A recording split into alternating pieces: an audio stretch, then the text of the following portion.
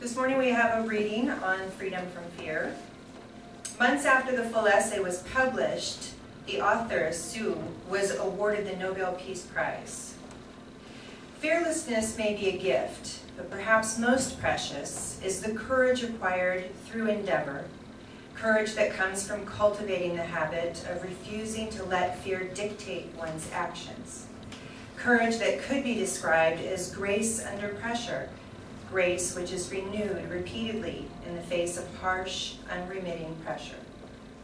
A most insidious form of fear is that which masquerades as common sense or even wisdom, condemning as foolish, reckless, insignificant, or futile the small daily acts of courage which help to preserve man's self-respect and inherent human dignity. Even under the most difficult of circumstances, courage rises up again and again, for fear is not the natural state of civilized man. The wellspring of courage and endurance in the face of unbridled power is generally a firm belief in the sanctity of ethical principles, combined with a historical sense that despite all setbacks, the condition of humanity is set on an ultimate course for spiritual advancement. In his capacity for self-improvement and self-redemption, which most distinguishes man from the mere brute, at the root of human responsibility is the concept of perfection, the urge to achieve it, the intelligence to find a path toward it, and the will to follow that path, if not to the end, at least the distance needed to rise above individual limitations. It is humanity's vision of a world fit for rational, civilized humanity, which leads him to dare and to build societies free from want and fear. Concepts such as truth, justice, and compassion are the hallmarks of creating such freedom from fear. John Lennon wrote this: "There are two basic motivating forces, love and fear. When we are afraid, we pull back from life. When we are in love, we open to all life has to offer with passion, excitement, and acceptance." Isn't that beautiful? Of course, everything he wrote was beautiful, wasn't it? There's no room for fear in that. When we're in that space of love, no room for fear at all. It is, as FDR said, right? The only thing to fear is fear itself. That's what stops us. That's what prevents us from living a full life, from living out loud, from being who we want to be, when we want to be it. If we allow fear to overtake us, it can paralyze us right where we are, right where we stand, and stop us from living our dreams. We all have dreams. We all have things that we want to be, to do, or to have.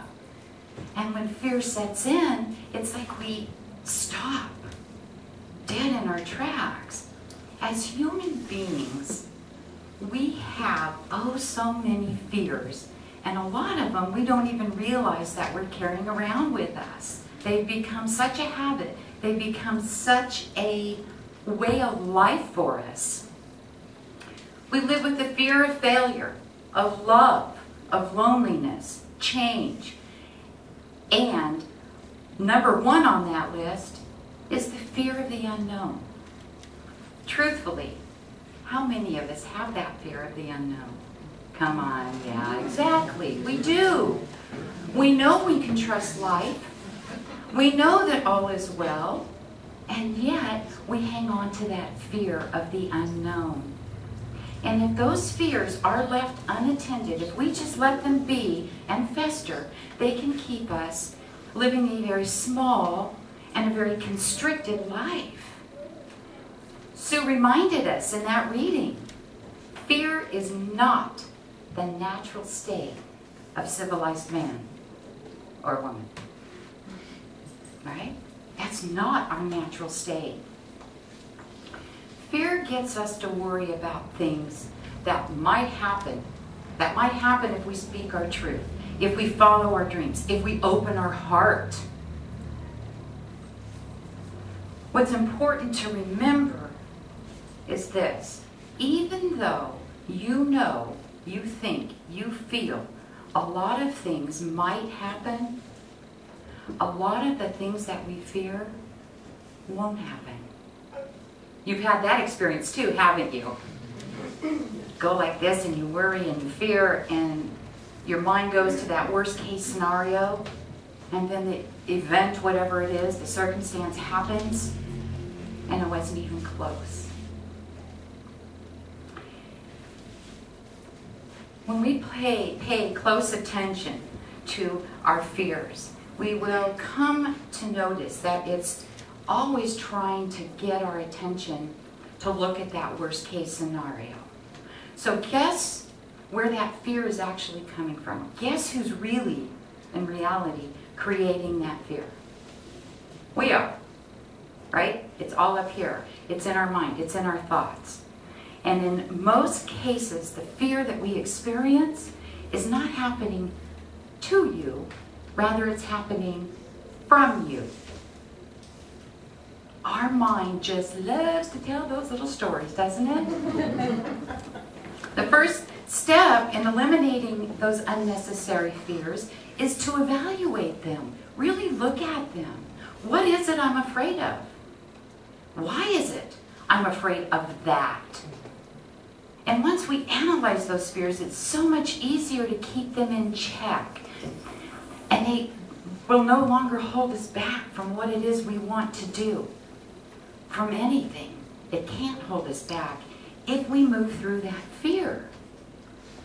It's also helpful in making it easier to decide what fears are necessary and which are unreasonable, which fears are maybe irrational, appearing, masquerading really as obstacles in our life.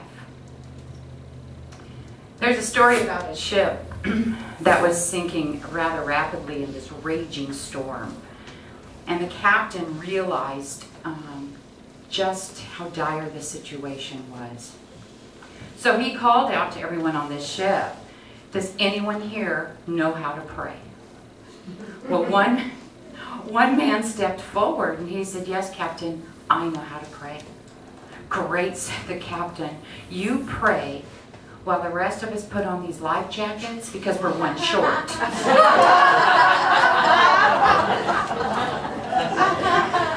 That's kind of rude, right?